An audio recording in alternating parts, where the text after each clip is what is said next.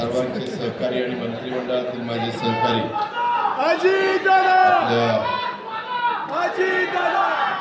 वाशिमच्या पालकमंत्री आपल्या सगळ्यांचे सहकारी दत्ताभाऊ भरणे,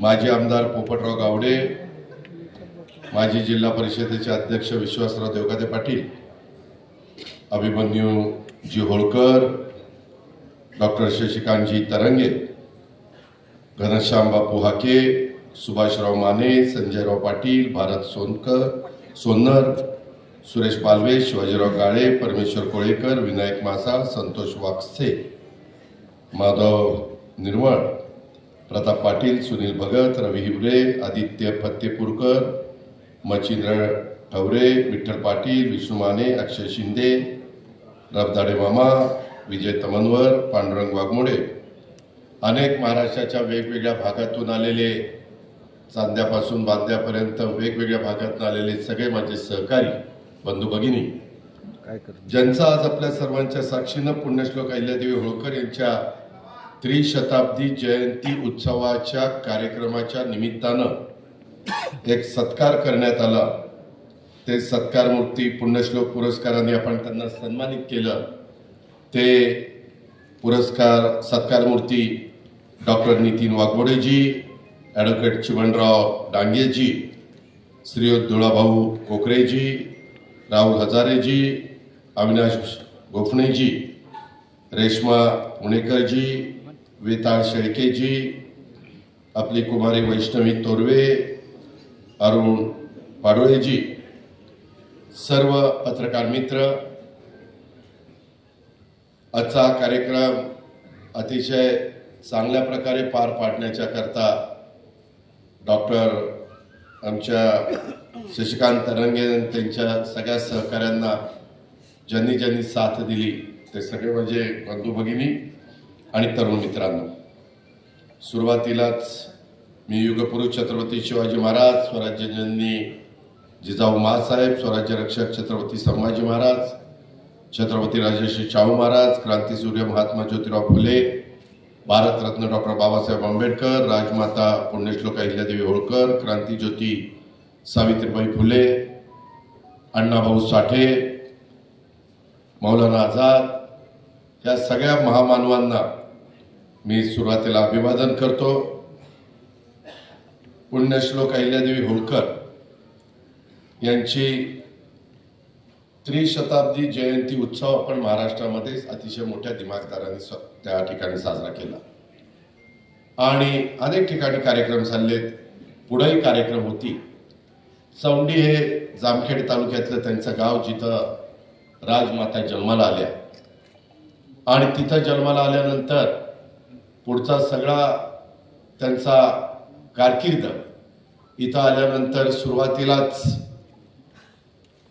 ह्या सभागृहामध्ये लोकशाहीर अण्णाभाऊ साठे स्मारक भवनामध्ये आपण डावीकडेच त्या सगळ्या साधारण नवीन पिढीला पण पुण्यश्लोक अहिल्यादेवी होळकरांचा जन्म झाला कधी आणि एकंदरीत त्यांची कारकीर्द 70 वर्षाची जी घडली, काय काय प्रसंग त्यांच्यावर आले, कसे कसे आले, कुठल्या कुठल्या प्रसंगाला त्या सामोरे गेल्या, कोणती कामं त्यांनी केली, कशा पद्धतीनं संपूर्ण देशामध्ये त्यांनी वेगवेगळ्या पद्धतीनं स्वतःच्या खर्चातनं कामं केली।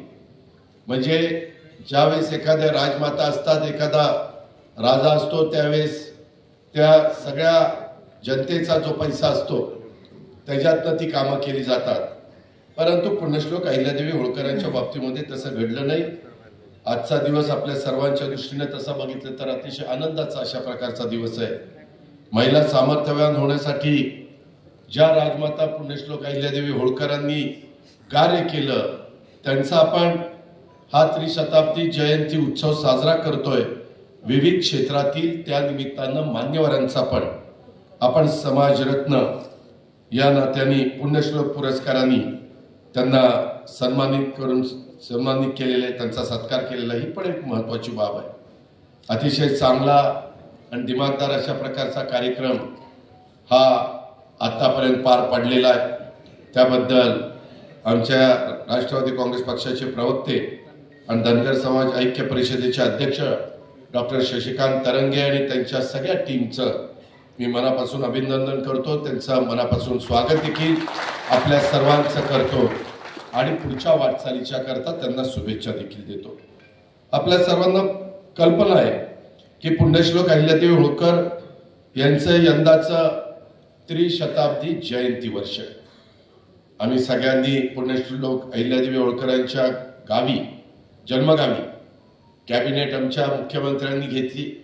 एकनाथरावजी, मी आणि बाकीचे सगळे मान्यवर तिथं हजर होतो आणि ती बैठक आम्ही पार पाडली। आत्ताच्या पुरवणी मागण्यामध्ये देखील तिथं एक चांगल्या प्रकारची सूतगिरणी झाली पाहिजे। तिथं पुण्यश्लोक अहिल्यादेवी होळकरांचं देखील अतिशय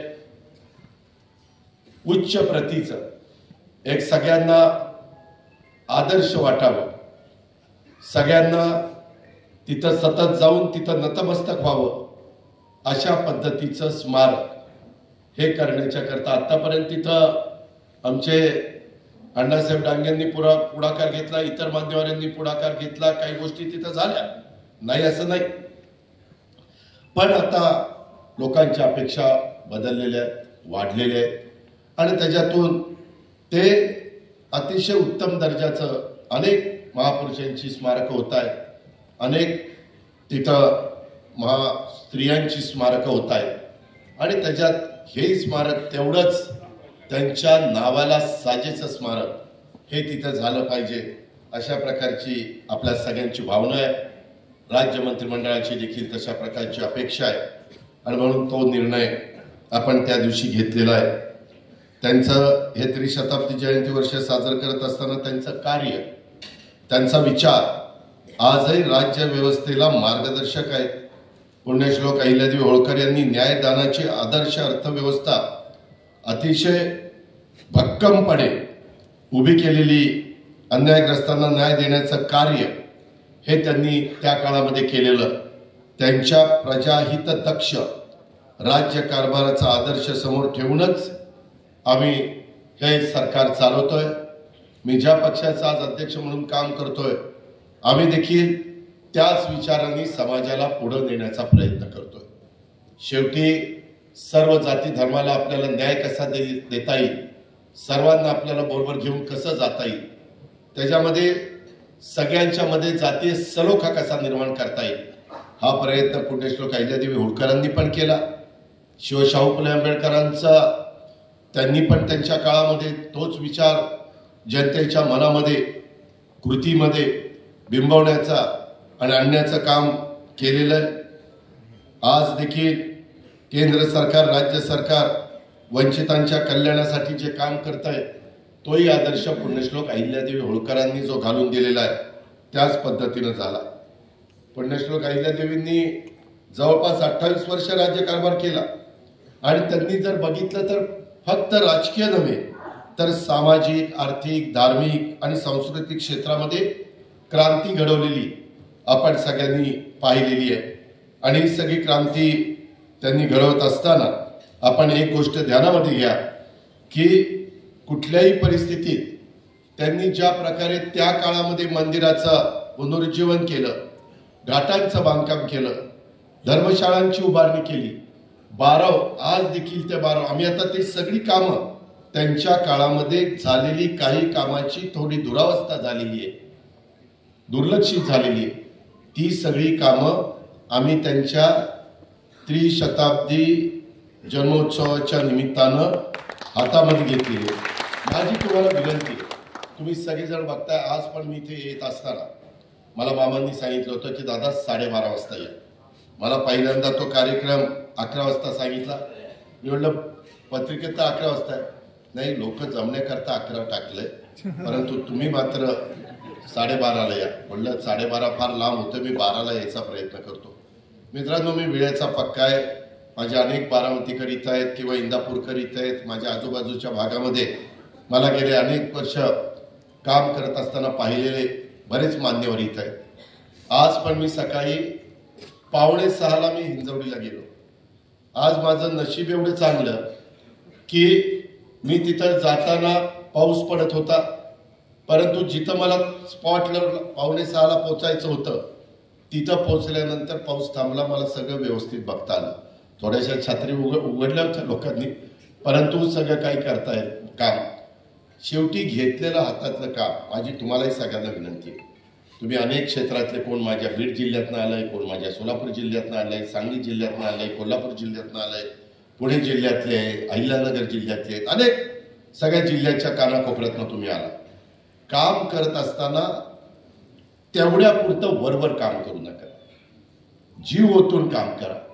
माझी विनंती आहे, तुमच्या ज्या ज्या भागामध्ये पुण्यश्लोक अहिल्यादेवी होळकरांनी केलेल्या कामाचा आपल्याला जीर्णोद्धार करायचा आहे, त्यामध्ये खरोखरीच ते काम तेवढ्या दर्जाचं होतंय का?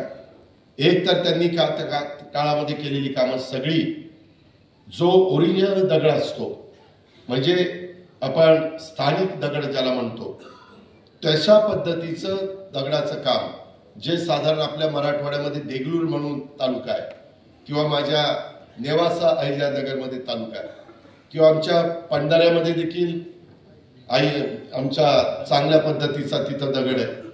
अशा ठराविक खाणी चांगल्या आहेत, तिथला दगड वापरला जातो. आणि त्याच्यावर हेही काम करत असताना अनेक जण बघतात, मी सकाळी सगळ्याच कामाला तर मी भेटी देऊ शकत नाही, परंतु जी जी कामं चालली ती चांगली झाली पाहिजे. त्याला निधी देण्याची जबाबदारी सुदैवाने मुख्यमंत्र्यांनी, उपमुख्यमंत्री आणि बाकीच्या सगळ्या आमच्या महायुतीनं माझ्यावर टाकलेली. तिथं मी कुठं कमी पडणार नाही. पण कामाचा दर्जाच्या बद्दल जर लक्ष दिलं तर, जसं पुण्यश्लोक अहिल्यादेवी होळकरांची 300वी जयंती साजरी करत असताना ह्याच्यामध्ये ब्रिटिशांचा काळ गेला, अनेकांचा काळ गेला, तरी देखील आज काही कामं उत्तम दर्जाची आहेत.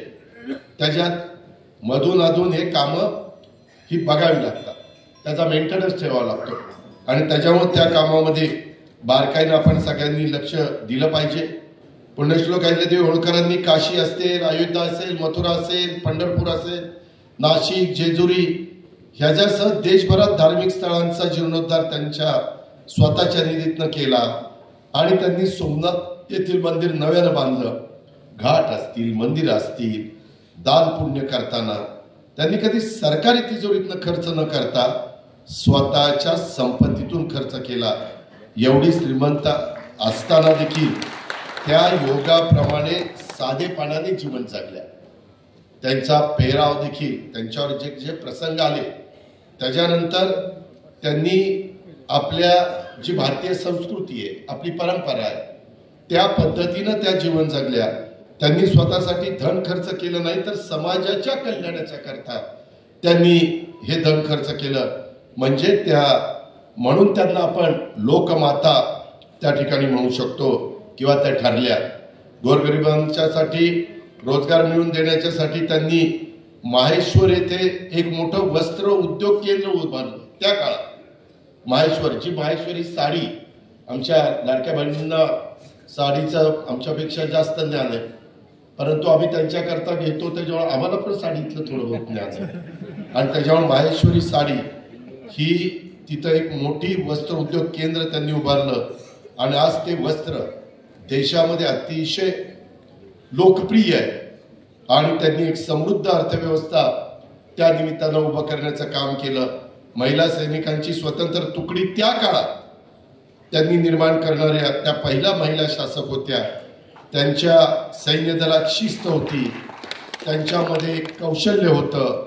त्या पहिला महिला युद्ध सज्जतेसाठी त्यांनी स्वदेशी तोफांचं उत्पादन त्या काळामध्ये केलं. न्याय पद्धतीनं त्यांचा दृष्टिकोन अत्यंत प्रगतिशील होता. पुण्यश्लोक अहिल्यादेवींचा आदर्श न्यायदानाची व्यवस्था भक्कमपणे उभी केली. मगाशी बोलत असताना डॉक्टर शशिकांत तरंगेंनी किंवा आमच्या स्वतः मामांनी पण, दत्तामामांनी काही अपेक्षा इथं व्यक्त केलेल्या आहेत. त्याच्या संदर्भामध्ये ज्या गोष्टी राज्य सरकारच्या अखत्यारीतल्या आहेत, तिथं देवेंद्रजी, एकनाथरावजी आणि आम्ही सगळेजण लक्ष घालून मार्ग काढू. पण त्याकरता मामांनी पण पाठपुरावा केला पाहिजे. ज्या डॉक्टर शशिकांतनी इथं उपस्थित केल्या त्याही बद्दल डॉक्टर शशिकांतनी त्याचा पाठपुरावा केला पाहिजे, तरंगेंनी. आणि ज्या केंद्र सरकारचे असतील ते त्या खात्याच्या मंत्र्यांना आपण त्यांच्याशी पत्रव्यवहार करू, दिल्लीला आपण ज्यावेळेस जातो त्यावेळेस तिथं पाठपुरावा करू, तर ही कामं त्याच्यामध्ये होती. उदाहरणार्थ मामांनी बोलत असताना सांगली जिल्ह्यातल्या कवठे महांकाळ तालुक्यातल्या आरेवाडीचा उल्लेख केला. आपल्यालाही सगळ्यांना माहिती आहे, तिथं पुजारी म्हणून आमचे कोळेकर परिवार हे काम करत असतं. मागच्या काळामध्ये मला वाटतं उद्धव ठाकरे साहेब मुख्यमंत्री असतानाचा काळ, त्या काळामध्ये आम्ही काही गोष्टी करायचं ठरवलं. आम्ही ठरवतो, आम्ही जाहीर करतो, पण मी पुन्हा सांगतो की त्याच्याबद्दल आम्हाला पण रोज हजारो लोक भेटत असतात, हजारो कामं असतात आणि त्याच्यातून पाठपुरावा करणं देखील महत्त्वाचं असतं. त्याच्यावर दत्तामामा आता तर आपल्या पुरवणी मागण्या झालेल्या आहेत. आता पुढच्या पुरवणी मागण्या आपण 8 डिसेंबरला अधिवेशन त्या बाबतीमध्ये घेतलेलं आहे आपल्या नागपूरला.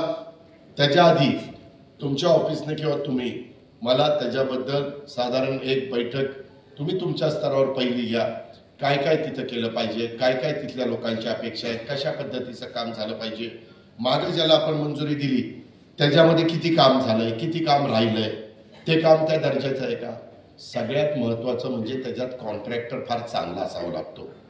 ती का वशिल्याचा आला की वाटच लागली आपण, तो मेरिटचा असावा, तो काळ्या यादीमध्ये टाकण्याच्या लायकीचा नसावा, तर कामं दर्जेदार होत असतात. हे म्हणून माझी मामा तुम्हाला सूचना आहे की त्या आरेवाडीच्या बद्दल आपण सगळ्या गोष्टी काय असेल ते मला सांगा. त्याच्याबद्दलची तरतूद मी डिसेंबरमध्ये करून देईन. ते जानेवारी, फेब्रुवारी, मार्च, एप्रिल त्या राहिलेल्या 4-5 महिन्यांच्या करता जो निधी लागेल तो निधी मी देईन. आपण त्याच्यात मिळून घेऊ आणि नंतर नवीन अर्थसंकल्प येईल एप्रिलमध्ये, मार्चमध्येच येतो, त्यावेळेस मग पुढच्या वर्षभराच्या बद्दलचं आपण त्याबद्दलचं काम करू. आता मगाशी शिक्षकांनी त्याचा उल्लेख केला, खेडच्या बाबतीमध्ये असंच मला काही जण भेटली आणि त्यांनी सांगितलं की दादा तिथं काम झालं पाहिजे, त्याला पाहिजे तो निधी मी मंजूर करून दिलेला. त्याच्यामध्ये देखील काहींनी लक्ष दिलं पाहिजे की काम चाललंय का, कुठं थांबलंय का, थांबलंय तर कोणत्या कारणाकरता थांबलंय, चाललेलं असेल तर त्याची गती व्यवस्थित आहे का, कामाचा दर्जा व्यवस्थित आहे का. ह्या सगळ्या गोष्टी या पद्धतीनं झाल्या तर उत्तम पद्धतीची कामं आपल्याला पूर्णत्वाला नेता येतील. एकंदरीतच अन्यायग्रस्तांना न्याय देण्याचं कार्य जसं पुण्यश्लोक अहिल्यादेवी होळकरांनी केलं, सर्वसामान्यांच्या सारखं न्यायदान करताना हुंडाबंदी त्यांनी त्या काळामध्ये केली. महिलांचं जीवन समृद्ध करण्याचं काम 300 वर्षापूर्वी त्या जन्माला आल्यानंतर त्यांनी पुढच्या काळामध्ये केलं. आणि पुण्यश्लोक अहिल्यादेवी होळकर यांचं चरित्र किंवा त्यांचं कार्य आणि आदर्श आज 300 वर्षानंतर देखील तितकाच प्रभावी आणि प्रेरणादायी आहे. त्यांचा जन्म त्रिशताब्दी निमित्तानं शासनाने ज्याचा उल्लेख मामांनी केला, 681 कोटी रुपयाचा विकास आराखडा आपण तयार केलेला आहे. त्यांच्या नावाने एक भव्य स्मारक आणि महिला सक्षमीकरणासाठी आदिशक्ती अभियान आणि त्यांच्या आधारित एक बहुभाषिक चित्रपट तयार करण्याचा निर्णय आपल्या या महायुतीच्या सरकारने केला आणि आम्ही तो वेगवेगळ्या भाषेमध्ये आणतोय. म्हणजे फक्त मराठीत आणणारे असं नाही, मराठी बरोबर तो हिंदीमध्ये आला पाहिजे, वेगवेगळ्या भाषेत.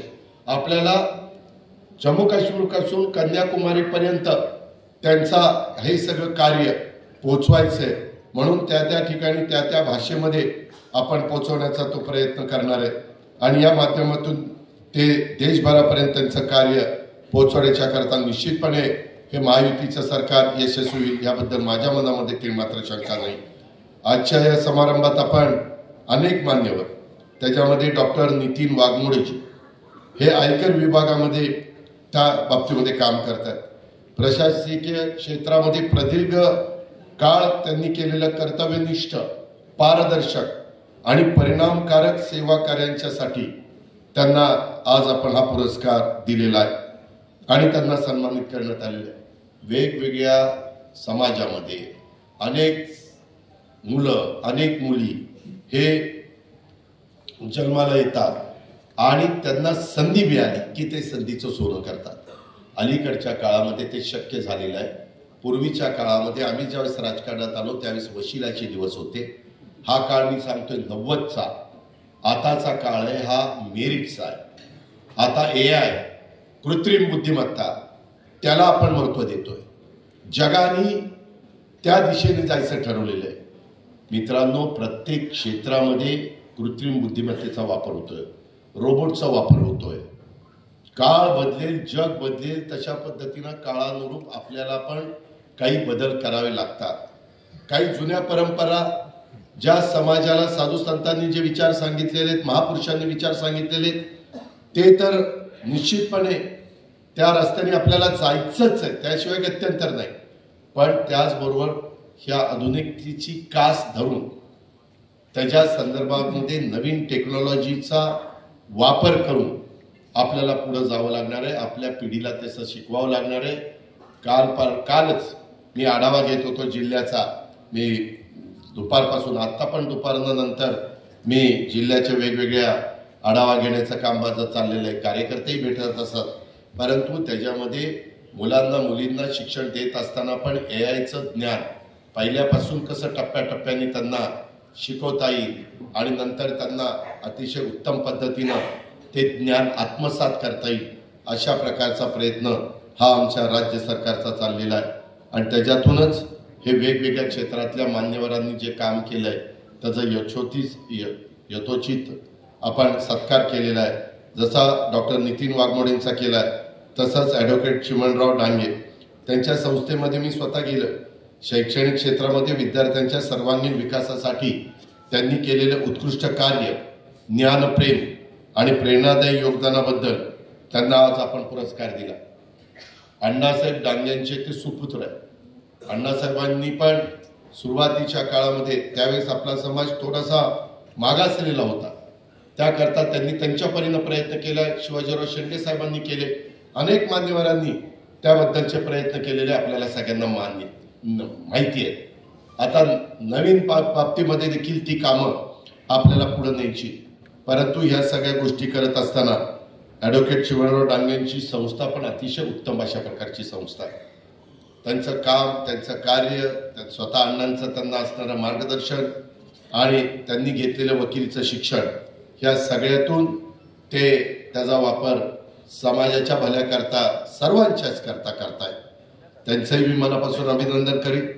धुळाभाऊ कोकरे कृषी क्षेत्रामध्ये शेतीच्या क्षेत्रात नवीन प्रयोग करणं, शाश्वत तंत्रज्ञानाचा वापर आणि शेतकऱ्यांचे जीवनमान उंचावण्याच्यासाठी केलेले त्यांचे सततचे प्रयत्न, अशा प्रकारचं जे काम आहे. काळ्याची विमानी इतबारे सेवा करत असताना त्यांनी जरी शिक्षण कमी असलं तरी देखील त्यांनी त्याच्यामध्ये जो अनुभव आपल्यापेक्षा जास्त उन्हाळे पावसाळे बघितलेले असल्यामुळं त्यातल्या क्षेत्रातलं काम नवीन शेतकरी पुत्रांनी पण आदर्श घ्यावा अशा पद्धतीचा आहे. आणि म्हणून त्यांचाही आपण यथोचित सत्कार केलेला आहे. उद्योग क्षेत्रामध्ये राहुल बाबासाहेब हजारे, आत्ताच मला मामा सांगत होते की रिअल इस्टेट डेव्हलपर म्हणून त्यांनी नवीन दृष्टिकोन ठेवलं. भक्कम अशा प्रकारचं त्यांचं नियोजन आहे आणि शहरी विकासात दिलेलं योगदान अतिशय उल्लेखनीय अशा प्रकारचं त्यांचं कार्य आहे. खारघर वगैरे परिसरामध्ये देखील त्यांचं काम चाललेलं आहे, ज्याचा उल्लेख मला मगाशी मामांनी सांगितलेला आहे. आणि त्याच्यामुळं कुणीही, मी तर महाराष्ट्रात फिरत असताना सांगतो बाबांनो, कुणी आईच्या पोटातनं सगळं शिकून येत नाही. आईच्या पोटी जन्माला जरूर आपण येतो, आई वडील आपल्यावर संस्कार जरूर चांगले करतात, परंतु त्याच्यानंतर आपल्यालाच आपले हातपाय हलवावे लागतात, आपल्यालाच आपली मेहनत घ्यावी लागते, कष्ट घ्यावे लागतात. कुणीही येऊन आपल्याला काही देऊ शकत नाही. रोज जाऊन कुठं देवधर्म केला आणि पूजा अर्चा केली म्हणजे सगळं मिळतं असं नाही. ते ज्याची श्रद्धा जिथं असेल तिथं पूजा अर्चा जरूर करा, परंतु ती अंधश्रद्धा नसली पाहिजे. आणि पूजा अर्चा बरोबरच स्वतः पण कष्ट केले पाहिजे. कष्ट न करता, अभ्यास न करता रोज देवाच्या पुढे बसायचं आणि मला पास कर, मला पास कर. आणि तो अभ्यासच केला नाही, देव काय पास करणार? हे पण कुठेतरी सूत्र डोळ्यासमोर ठेवा. त्याच्यामुळं दोन्हीची जोड लावली तर तुम्ही उद्याच्या काळामध्ये यशस्वी व्हाल, याबद्दल माझ्या मनामध्ये तीळमात्र शंका नाही. आणि म्हणून आज राहुल बाबासाहेब हजारे DDSRचे संचालक आहेत आणि त्यांचंही उत्तम पद्धतीचं काम चाललेलं आहे. त्यांनी आपल्या उद्योजक म्हणून त्यांची आज ओळख झालेली आहे. रुग्णसेवेमध्ये अविनाश गोफणे हे आमच्या बारामतीचे सुपुत्र, त्यांना सभापती म्हणून मी कामाची संधी दिली. आमच्या बारामती हॉस्टेलमध्येच त्यांनी शिक्षण पूर्ण केलं आणि त्याच्यानंतर रुग्णसेवा क्षेत्रामध्ये त्यांनी दाखवली अतिशय निस्वार्थ सेवा, करुणा, समर्पण आणि मानवी मूल्यांची जपणूक ही अविनाशने केली. त्याच्या संदर्भामध्ये कधी त्यांनी त्याच्यात कुठं अडचण येऊन दिली नाही. कुणी आलं तर त्याचं काम झालं पाहिजे, त्याला रुग्णसेवा मिळाली पाहिजे आणि त्याच्यामुळे हे जे काही त्याचं काम आहे ते काम बघून त्याला आपण आज सन्मान आणि पुरस्कार म्हणजे पुण्यश्लोक अहिल्यादेवी होळकरांच्या नावाने पुण्यश्लोक पुरस्काराने आपण त्याचं यशोचित सत्कार केलेला आहे. त्यालाही मी भावी वाटचालीच्या करता शुभेच्छा देतो. तसंच आमच्या क्रीडा क्षेत्रामध्ये रेश्मा पुणेकर ही माझ्याच बारामती तालुक्यातली मुलगी, कर्णधार भारतीय महिला बेसबॉल संघाची, तिच्याबद्दल अनेकदा आमचा भाऊसाहेब करे माझ्याकडे यायचं, ती तुम्ही रेश्माला विचारा ती कितीदा मला भेटली. मी शेवटी तिला म्हणायचो, अगं बास करणं किती पाठपुरावा करते, पण तिनं काही चिकाटी सोडली नाही. भाऊसाहेब आणि रेश्मा सतत त्यांनी पाठपुरावा केला, पण त्या पाठपुराव्यामुळं तिनं तर महिला बेसबॉल या क्रीडा क्षेत्रामध्ये आंतरराष्ट्रीय स्तरावर केलेलं उल्लेखनीय कामगिरी त्याला तोड नाही. पण त्याच्यानंतर शेवटी प्रत्येकाचा काळ असतो, क्रीडा क्षेत्रातल्याही मान्यवरांचा काळ असतो. तो काळ संपल्यानंतर त्यांनाही पुढं प्रपंच करायचा असतो, संसार करायचा असतो, त्यांनाही कुठं नोकरी करायची असते, व्यवसाय करायचा असतो आणि त्याच्यातनं तिनं मागणी केल्यानंतर क्रीडा क्षेत्राची जबाबदारी आता आमच्या दत्ताबाबांकडेच आहे. माझंही तिथं बारकाईने लक्ष असतं, कारण मी महाराष्ट्र ऑलिम्पिक असोसिएशनचा अध्यक्ष आहे आणि त्याच्यामुळं आत्ताही मला काही माझ्या सहकाऱ्यांनी सांगितलं की दादा आमचाही त्याच्यामध्ये कुठेतरी विचार झाला पाहिजे. आम्ही सगळेजण त्या बाबतीमध्ये सकारात्मक आहोत, कारण क्रीडा क्षेत्रामध्ये नैपुण्य मिळवत असताना अभ्यासाकडे दुर्लक्ष होतं, कारण ते खेळाला प्राधान्य देतात. त्यावेळेस त्यांना आपण निश्चितपणे एक वेगळी ट्रीटमेंट दिली पाहिजे, याच्याबद्दल कुणाचंच आमचं दुमत नाही. आणि त्याच्याकरता आम्ही 5% जागा सर्व क्षेत्रामध्ये शासकीय निमशासकीय अशा राखीव ठेवलेल्या आहेत आणि त्याच्यातून अशा रेश्मा पुणेकर सारख्या अनेक आमच्या भगिनींना, अनेक आमच्या मुलींना, अनेक आमच्या मुलांना आम्ही संधी देण्याचं काम करत असतो. अजूनही काही जण आहेत संधी देण्याचे, त्यांना आमच्याकडनं झालेलं नाही, पण तिथंही आमचा पाठपुरावा चाललेला आहे. त्याबद्दल तिचंही कौतुक करतो, अभिनंदन करतो आणि तिचं अनुकरण इतरांनी पण करावं. ती कशा पद्धतीनं अतिशय प्रतिकूल परिस्थितीतनं पुढं आली आणि तिनं हे यश संपादन केलेलं आहे. म्हणून मी मगाशी म्हणालो की तुम्ही ज्याच्यात तुम्हाला आवड आहे तिथं तुम्ही कष्ट घ्या, तुमच्या कष्टाचं चीज होईल. तसंच आमच्या पुरुष कुस्ती क्षेत्रामध्ये वेता औदुंबर शेळके, ह्याच्यामध्ये कुस्ती या पारंपरिक खेळात त्यानं दाखवलेली अपार मेहनत, लढाऊ वृत्ती आणि सातत्यपूर्ण यश याबद्दलचं त्याचं योगदान आहे. पण आज कुस्ती क्षेत्रामध्ये 2 संघटना निघाल्या. ही संघटना म्हणते आमचीच खरी संघटना, दुसरी म्हणते आमचीच खरी संघटना. आता वेगवेगळ्या संघटना निघाल्यावर आमची होती पंचायत. कुठली तरी एक संघटना ठीक आहे ना, आता ती पण संघटना महाराष्ट्र केसरी जाहीर करते, ही पण संघटना महाराष्ट्र केसरी जाहीर करते, आणि मग नक्की महाराष्ट्र केसरी कोण हेच आमचं आम्हाला कळेल.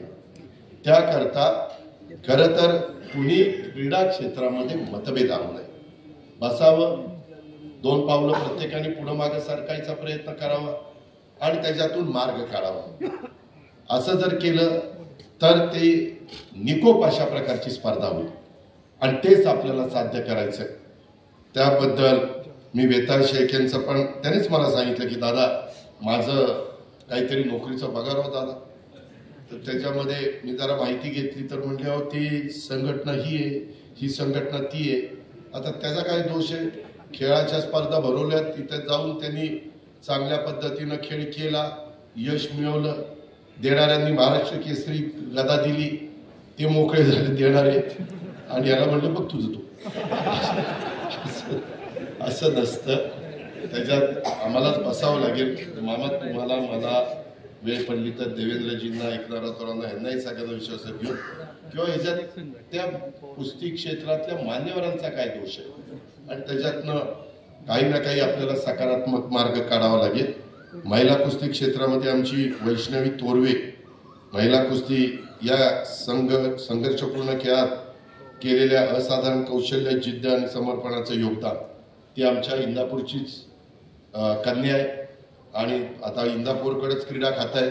त्याच्यावर तिला काल परदेशातच पाठवलं त्यांनी. तिला आत्ताच सांगितलं की ती वर आल्यावर तर कुणाला वाटलंच नसेल ही मुलगी आहे का मुलगा आहे. तिथनं सुरुवात, परंतु ती मुलगी आहे आणि तिनं यश मिळवलं. आपण ठरवलेलं ना, मुलात मुलीत भेदभाव करायचा नाही. त्याच्यामुळं मुलगी पण तेवढंच आईबापाचं नाव मोठं करते, मुलगाही तेवढंच मोठं करतो. उलट मुलं जरा असं तसंच करतात, मुली नक्कीच मोठं करतात. दिवटे काय दिवाला होते सांगते, परंतु हरकत नाही. सगळ्यांना अनुभवामुळे काही जण हसले असावेत. क्रीडा क्षेत्रामध्ये आमचे अरुण सुभाष पाडुळे हे राष्ट्रीय खेळाडू नेमबाजी प्रशिक्षक आहेत. ह्या क्षेत्रामध्ये देखील आपल्यातल्या अनेक मुलांनी मुलींनी यश मिळवलेले, भारताच्या आंतरराष्ट्रीय स्तरावर प्रतिनिधित्व करणारे नेमबाज आणि अनेक यशस्वी खेळाडू घडवणारे प्रेरणादायी प्रशिक्षक या नात्याने आपण आज तुमच्या सगळ्यांच्या साक्षीनं अरुण पाडुळे यांचा सत्कार केलेला आहे. त्यांचंही मी मनापासून अभिनंदन करतो. पुरस्कार मिळाल्याबद्दल या सर्व मान्यवरांचं मी व्यक्तिशः माझ्या वतीनं, महाराष्ट्रातल्या 13 कोटी जनतेच्या वतीनं त्यांचं अभिनंदन करतो. त्यांना पुढील वाटचालीच्या करता शुभेच्छा देतो आणि त्यांनाही विनंती करतो की आजच्या पुण्यश्लोक पुरस्कारांनी तुमच्यावरची जबाबदारी आता वाढलेली आहे. उत्तरोत्तर आपली कामगिरी आणखीन तुमची भरत जावो, आणखी चांगल्या कामाची आपल्या सगळ्यांच्याकडनं आमच्या अपेक्षा आहे. तसा विश्वास मी आणि माझे सगळे सहकाऱ्यांच्या वतीनं मी इथं व्यक्त करतो. समाजाच्या विविध क्षेत्रामध्ये काम करणाऱ्या इतर नागरिकांनी पण या पुरस्कार प्राप्त मान्यवरांच्याकडनं प्रेरणा घेतली पाहिजे. आपल्याला पण हा पुरस्कार मिळाला पाहिजे. जर आता तो पुरस्कार मिळण्याच्या वयाच्या पेक्षा पुढे गेलेला असेल तर तुमच्या पुढच्या पिढीला मिळाला पाहिजे. असं काहीतरी प्रयत्न करा. आणि पुरस्कार प्राप्त मान्यवरांचं वेगवेगळी क्षेत्र आहेत, त्या सर्वांना मी सांगू इच्छितो की राज्याच्या सर्वांगीण कल्याणाच्यासाठी आपलं महायुतीचं शासन कटिबद्ध आहे. त्याच्यामुळं सर्व घटकांच्यासाठी राज्याच्या अर्थसंकल्पामध्ये आम्ही भरीव तरतूद करण्याचं काम केलेलं आहे. त्याच्याकरता कुठल्याही परिस्थितीत निधी कमी पडू दिला जाणार नाही. परवाच कुठली तरी मीटिंग, मला वाटतं मंगळवारी का बुधवारी मीटिंग झाली, आता बुधवारी मीटिंग झाली.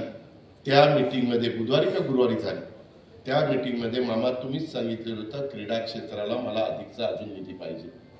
त्यावेळेस मी तिथं होतो, माझे ACS फायनान्स होते. आम्ही दोघांनी सांगितलं तुमच्या कुठल्या निधी कशा करता पाहिजे होता. ज्यांनी यश मिळवलंय त्यांना पुरस्काराच्या रकमा मोठ्या जाहीर केल्या, पण त्या दिल्या गेल्या नाही आणि त्या दिल्या गेल्या पाहिजे.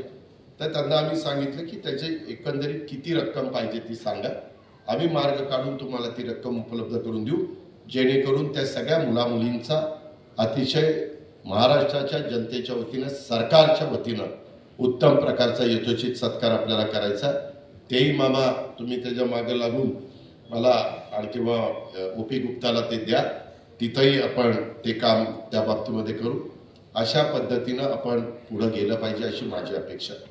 मग अशी बोलत असताना मी बारकाईनं त्या दोघांची भाषणं ऐकली. मित्रांनो, मी काम करणारा माणूस, मी कामाचा माणूस आहे, विकास काम करणारा माणूस आहे. बाकीचे कोण कुणाला त्या ठिकाणी मामांनी ज्या झाडाला फळं असतात त्याला दगड मारतात. मला कुणावर टीका टिप्पणी करायची नाही. मला स्वतःला माहिती आहे, मी जसा जन्माला आलो, मला जसं कळायला लागलंय तेव्हापासून मी काटेवाडीमध्ये, बारामतीमध्ये जिथं जिथं वाढलो, लहानाचा मोठा झालो, तिथं कुठंही मी कधी जातीभेद कधी केला नाही. मला चांगलं आठवतंय, आता इथं नाना देवकाते बसलाय, त्याचा आज हयात नाही आहे, तो उत्तम देवकाते, तो त्याचा भाऊ, तो माझ्या वर्गात होता. खोटं नाही सांगत मुलांनो, आम्हाला कधी पण, याच्यातलाही बऱ्याच जणांचा तो अनुभव असेल, आम्हाला कधी वर्गात बसल्यानंतर माहिती नसायचं हा अमक्या जातीचा, तो तमक्या जातीचा, सगळी आपण मुलं. सगळे आपण मुली, ह्या पद्धतीनं आम्ही लहानाचे मोठे झालो. आत्ता बोलत असताना पुन्हा त्यांनी पुणे येथे वसतिगृहाबाबत बोला. माझं स्वतःचं मत सांगतो, तुम्हाला कदाचित पटणार नाही. मी ज्यावेळेस काम करत असतो, मी कॅबिनेटला, दत्ता मामा इथं साक्षीला, मी कॅबिनेटला पण अख्ख्या कॅबिनेटला सांगितलं का आपण नेहमी शिवशाहू फुले आंबेडकरांची विचारधारा, सर्व जाती धर्माच्या लोकांनी एकत्र काम केलं पाहिजे.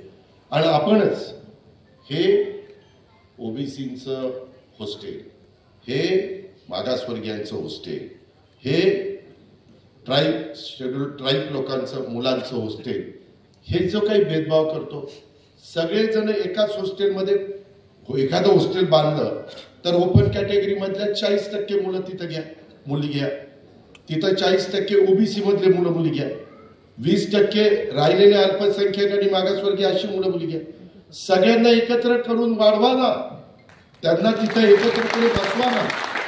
आम्ही फक्त 300 वर्ष पूर्ण झाली म्हणून पुण्यश्लोक अहिल्यादेवी होळकरांचा जन्मशताब्दी वर्ष साजरं करायचं किंवा शिवाजी महाराजांची, छत्रपती शिवाजी महाराजांची जयंती साजरी करायची. इतर मान्यवरांच्या, अण्णाभाऊ साठेंची आता उद्याच्या 1 मेला जयंती आहे, त्या दिवशी पुण्यतिथी लोकमान्य टिळकांची आहे, डॉक्टर बाबासाहेब आंबेडकर 14 एप्रिल, किंवा महात्मा ज्योतिराव फुले, त्याच्यामध्ये सावित्रीबाई फुले, ह्या सगळ्यांच्या जयंत्या साजऱ्या करत असताना आपण त्यांचा आदर्श डोळ्यासमोर ठेवून आम्ही भाषण करतो, सगळे टाळ्या वाजवतात, पण नंतर मात्र हे आमच्याकरता करा, आमच्याकरता करा, म्हणजे आपण लहानपणापासून त्यांच्या डोक्यामध्ये जात जात जात जात जात हे घालण्याचा प्रयत्न करतो. हे माझ्या बुद्धीला पटत नाही. शेवटी मी बहुमताचा आदर करणार आहे, त्याच्याबद्दल दुमत माझा अजिबात नाही. मागाशी त्या गोष्टीचा उल्लेख माझ्या आधीच्या वक्त्यांनी केला म्हणून मी त्याचा पुन्हा पुन्हा पुनरुच्चार करून तुमच्या सगळ्यांचा वेळ घेऊ इच्छित नाही. पण कुठेतरी त्याच्यात आता मी तुम्हाला सांगतो, त्या फार मोठ्या मोठ्या संस्था हे असतात, त्यांची फी पण मोठी असते. मर्सिडीज बेंझ स्कूल पूर्वी होतं, आता मला वाटतं ते कुणीतरी टेक ओव्हर केलं. ह्या मोठ्या मोठ्या स्कूलमध्ये जे इंटरनॅशनल स्तरावरचे असतात, त्याच्यामध्ये काही भारतीय मुलं ठेवतात, काही जर्मनीतली मुलं मुली ठेवतात, काही अमेरिकेतली मुलं मुली ठेवतात, काही साऊथ आफ्रिकेची ठेवतात. म्हणजे त्यांना प्रत्येकाला त्यांचं त्यांचं त्याच्यातनं ओळखी व्हाव्यात, त्याच्यातनं मैत्री व्हावी, त्याच्यातनं एकमेकाचे साधारण काय विचार असतात ते त्यांना समजून घेता यावेत, ह्या पद्धतीच्या गोष्टी असतात. आणि ते आज खऱ्या अर्थाने शेवटी मी काढले, आता जातभेद कुणाला माहिती, शेवटी सगळे हाडामासाचीच माणसं, सगळ्यांचं रक्त लालच आहे, कुणाचं काय असं वेगळ्या कलरचं रक्त नाही. पण अलीकडच्या काळामध्ये ह्या गोष्टी काहींनी तर ठराविक महापुरुष किंवा स्त्रिया वाटूनच घेतल्या, हे आमचे. अरे हे सगळ्यांची आहेत ना बाबा, आमचे कशाचे आमचे? हे सगळे महापुरुष किंवा राजमाता जिजाऊ, पुण्यश्लोक अहिल्यादेवी होळकर, सावित्रीबाई, क्रांतीज्योती सावित्रीबाई फुले किंवा रमाई माता, हे सगळ्यांचे आहेत. महाराणी ताराबाई, सगळे. ह्या विचार आपण कधी करणार आहोत का नाही? हे कुठंतरी ह्या गोष्टीचा विचार केला. कुणाला इथं सगळ्यांना हे पटणार नाही हे मलाही कळतंय. याच्यावर वेगवेगळ्या पद्धतीने चर्चा पण होईल, वेगवेगळी चॅनल. अजित पवार आज असं बोलले, तुमचं मत काय? तुमचं मत काय? मग काहीतरी त्यांच्या मनात वेगळं आलं असेल म्हणून ते बोललेत का? माझ्या मनात काही वेगळं नाही. मी सरळ मार्गे, शब्दाचा पक्का आहे, स्पष्ट बोलणार आहे. माझ्या मनात कुठलंही छक्केपंजे नसतात. ह्याचा अनुभव अनेक मान्यवरांनी त्या बाबतीमध्ये घेतलाय. इथं पण असणाऱ्यांनी त्याच्या संदर्भामध्ये अनेकांनी त्याच्या मागाशी बोलत असताना विनायक मासाळांनी पण त्या गोष्टीचा उल्लेख केला. मी सहज त्यांना माझ्याशी बोलायचं होतं, आदित्य फतेपूरकरांना बोलायचं होतं, काही सहकारी मित्रांना बोलायचं होतं. मी अचानक माझ्या एक जवळच्या कार्यकर्त्याचे वडील वारले आणि मी सकाळी सभागृहातलं कामकाज उरकलं आणि ह्यांनाही बोलायचं होतं. म्हणलं चला गाडीत बोलत जाऊ.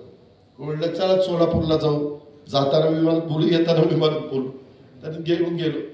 तर त्यांना इतका आनंद झाला. कशाचा आनंद? कुठं अजित पवारचं घरचं विमान होतं कुणाला.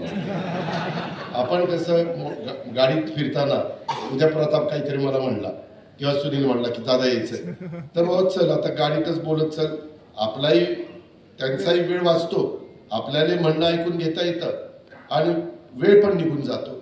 ही साधारण कामाची पद्धत ठेवली पाहिजे. काही जण इतके शहाणे, पैसा आलाय सगळं आलंय पण गाडीत एकटेच बसणार, गॉगल बिगल लावणार, ड्रायव्हर शेजारी, ते फोन असा स्टाईल काय मारणार. अरे माग बसूनच 4 कार्यकर्ते तर तुला किंमत आहे. 4 कार्यकर्ते नसले तुम्हाला कुत्र रे विचारणार, बाकीचे तर जाऊन कुत्र पण विचारणार. नेता शोभून दिसतो ज्यावेळेस कार्यकर्त्यांचा संच मागा असेल, कार्यकर्ता हा पक्षाचा कणा असतो. तर उद्याच्याला नेता झालाय, 4 टाळकी त्याच्या मागे नाही, कोण त्याला नेता म्हणणार. मी तर नेहमी सांगतो, काय येतात दादा मी असं काम करतो तसं काम करतो गावाकडचा, आणि त्याला विचारलं ग्रामपंचायत कोणाची, हे असल्या बाबतीत आपण लक्ष देत नाही, कारण ग्रामपंचायतीत निवडून यायची लायकीच नाही तर कशाला लक्ष देतो. किंवा काही तालुक्यात मी असं करतो, मला हे की दिलं पाहिजे ते दिलं पाहिजे, तालुक्यातलं काही माहिती नसतं.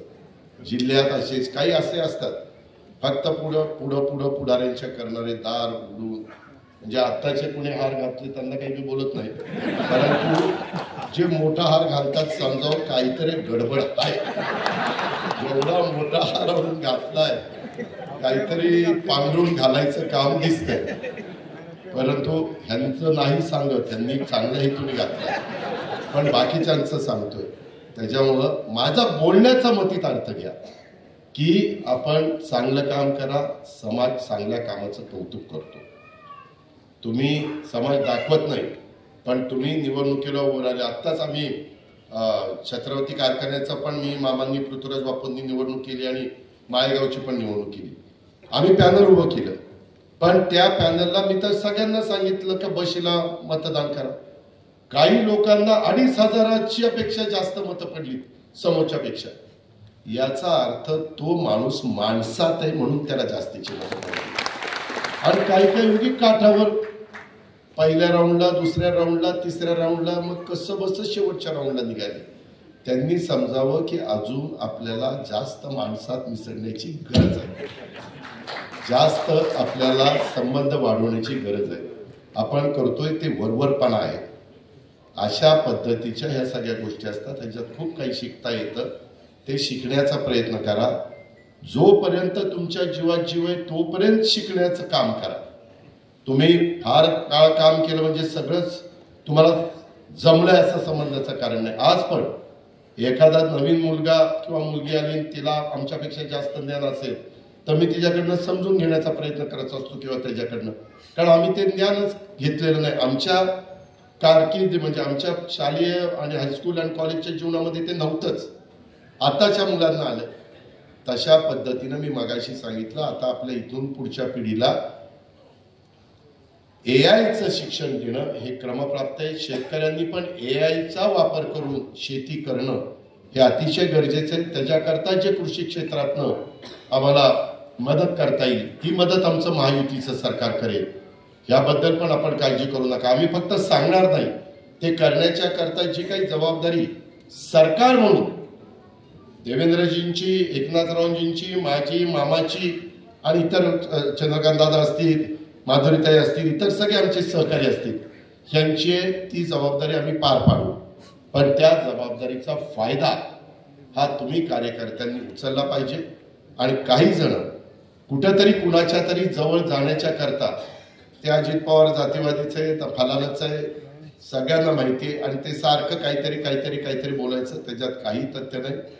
मी आज तुम्हाला पुण्यश्लोक अहिल्यादेवी होळकरांच्या जयंतीच्या निमित्तानं सांगू इच्छितो, जोपर्यंत माझ्या जीवात जीव आहे तोपर्यंत जातीवाद माझ्या मनाला शिरणार देखील नाही. शेवटी सगळी माणसं मला सारखी आहेत, सगळी मुलं मुली मला सारखी आहेत. कुठल्याही जाती धर्मामध्ये एखादा चांगल्या प्रकारचं यश मिळवणारा मुलगा मुलगी तो माझ्याकडे आला आणि त्याला कुठं मदत लागत असेल तर केव्हाही मी, माझे सहकारी, माझा पक्ष त्याकरता सगळ्या काही गोष्टी करण्याच्या करता तयार आहोत ह्याबद्दलची पण खात्री मी आज आपल्या सगळ्यांना देतो। डॉक्टर शशिकांतनी अतिशय एक चांगला आगळा वेगळा एक चांगला कार्यक्रम घेतला। ह्या कार्यक्रमाच्या करता मला मामा पण सांगत होते, दादा वेळ द्या, दादा वेळ द्या। त्याच्यामध्ये त्यांनी आता मी मगाशी जाती धर्माचं सांगितलं, त्याच्यामध्ये मी बंधू भगिनींनो, जिथं धर्म आहे तिथं न्याय आहे आणि तोच माझा मार्ग आहे हे सांगण्याचं काम 300 वर्षापूर्वी पुण्यश्लोक अहिल्यादेवी होळकरांनी केलं। धर्म हाच राजधर्म आहे आणि प्रजाची सेवा हीच माझी पूजा आहे। प्रजामध्ये सगळ्या जाती धर्माचे लोक होते हे पुण्यश्लोक अहिल्यादेवी होळकरांनी 300 वर्षापूर्वी सांगितलेलं आहे। हे आपण सगळ्यांनी लक्षामध्ये घेतलं पाहिजे। कठीण परिस्थितीत त्या स्थिर राहिल्या आणि सतत जनसेवेकरताच कार्यरत राहिल्या। त्यांच्या पती यांचा युद्धात मृत्यू झाला, परंतु त्याच्यानंतर त्यांच्या सासऱ्यांचं निधन झालं, परंतु राज्याचा कारभार हाती घेतल्यानंतर त्यांनी कधी खचून गेल्या नाही। त्यांनी सतत चांगलं काम केलं। वीरांनी मरणाला घाबरावं का, मला युद्धात रणांगणावर वीरमरण आलं तरी चालेल, परंतु कर्तव्यापासून मी कधीच मागं हटणार नाही, हे त्या काळामध्ये पुण्यश्लोक अहिल्यादेवी होळकरांनी सांगितलेलं होतं। आणि तो आदर्श ठेवून मित्रांनो आपल्याला सगळ्यांना पुढे जायचं आहे, ही गोष्ट कदापि आपण विसरू नका। आणि त्यांनी चांगला शासक तोच असतो जो धर्म, जात आणि वर्ण असा भेदभाव न करता आपल्या जनतेसाठी काम करतो। हे अजित पवार सांगत नाही, पुण्यश्लोक अहिल्यादेवी होळकरांनी सांगितलं। हे कायम तुमच्या स्मरणात ठेवा, एवढंच सांगतो आणि या ठिकाणी थांबतो। जय हिंद, जय महाराष्ट्र। हॅलो।